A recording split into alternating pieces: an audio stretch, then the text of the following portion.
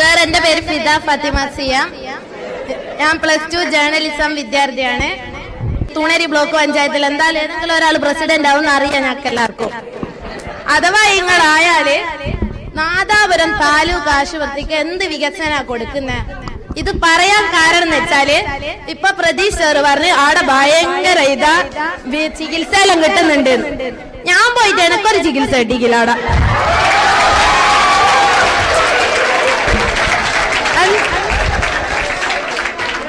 എന്നിട്ട് ഞാൻ വേറെ ഹോസ്പിറ്റൽ പോയത്, തൊണ്ടയിൽ വെള്ളം കിട്ടിയിട്ട് ചെന്നേരം പറഞ്ഞു ഇപ്പൊ അവിടെ ഡോക്ടർ ഇല്ല, പിന്നെ വാ, എമർജൻസി കാര്യത്തിന് പോകുമ്പോ അന്നേരം തന്നെ വേണ്ടേ, അല്ലാണ്ട് പിന്നെ വാ എന്നിട്ട് കാര്യമില്ലല്ലോ.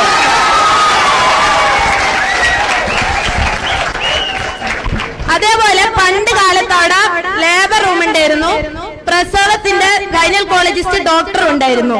ഇപ്പൊ അതില്ല. ഒരു കുറെ കാലമായി ഡയാലിസിന്റെ ഇത് വരുന്നുണ്ട് എന്ന് പറഞ്ഞിട്ട് ഇതുവരെ ആ വികസനം വന്നിട്ടില്ല അവിടെ.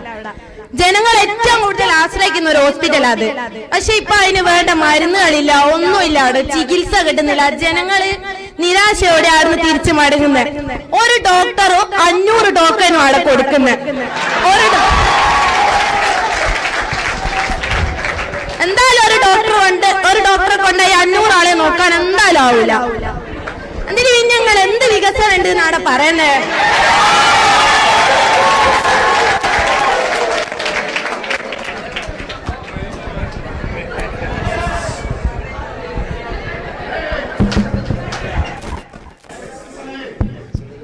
മോളെ 36 ഡോക്ടർമാർ രോഗികളെ പരിശോധിക്കുന്ന ആശുപത്രിയാണ് ഇപ്പോഴും നാദാപുരം ഗവൺമെന്റ് ആശുപത്രി തന്നെ.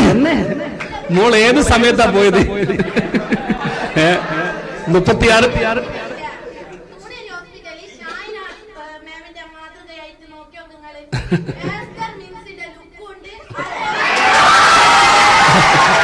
അത് വളരെ ഗവൺമെന്റ് ആശുപത്രിക്കുണ്ട്.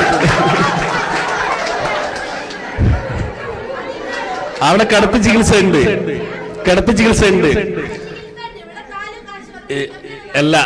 അല്ല നാദാപുരം ഗവൺമെന്റ് ആശുപത്രിയിൽ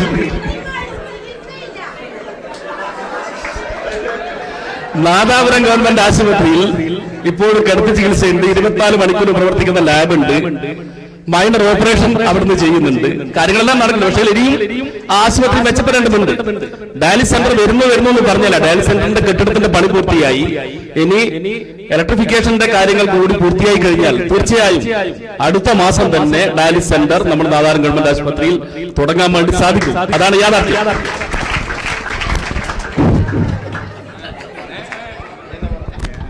ഇതിങ്ങളിപ്പം വോട്ട് കിട്ടേണ്ടിട്ട് പറയുന്ന അല്ല. പൊതുവെ ഈ പാർട്ടിക്കാരെന്ന് വെച്ചാല് 5 വർഷം മുമ്പ് പറയൂ LDF വരും, എല്ലാം ശരിയാവും. LDFന് വോട്ട് ചെയ്യാ, UDFന് വോട്ട് ചെയ്യാൻ വരും. ഞാൻ റോഡ് ഉണ്ടാക്കും, ഹോസ്പിറ്റൽ അതാക്കും, സ്കൂൾ വിദ്യാഭ്യാസം കൂട്ടുമെന്നും പറയൂ. ഇതൊന്നും കണ്ടിക്കില്ല. എന്നിട്ട് പിറ്റേ അടുത്ത 5 വർഷം കഴിയുമ്പോ പിന്നെ വീട്ടിൽ വരും വോട്ട് ചെയ്യണമെന്ന്. ഇവിടുത്തെ സ്കൂൾ റോഡ് തന്നെ ഞാൻ കണ്ടിട്ടാ പറയുന്നത്. ഇവിടുത്തെ സ്കൂൾ റോഡില് ഇവിടെ താറ ഏതൊക്കെ അങ്ങോട്ട് കുറച്ച് കൊണ്ടുണ്ട്, ഒന്ന് നടന്നാ മതി. ആടെ താറ ചെയ്യാണ്ട് താറ് എടുത്തെന്ന് പോയിക്കേ.